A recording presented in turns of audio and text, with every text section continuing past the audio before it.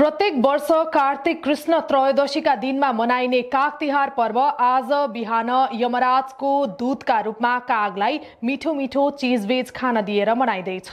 बिहान सूर्योदय कालमा त्रयोदशी भएको दिन काग तिहार मनाउनु पर्ने भएकाले शास्त्र सम्मत रूपमा आज आइतबारलाई यो पर्व मनाउनु पर्ने निर्णय गरिएको नेपाल पञ्चाङ्ग निर्णायक विकास समितिका अध्यक्ष प्राध्यापक शम्भु प्रसाद ढकालले बताएका छन्। यमराजले लोकको खबर कागका माध्यमबाट थाहा पाउने भएकाले कागलाई यमदूतका रूपमा मान्ने शास्त्रीय विधान रहेको छ।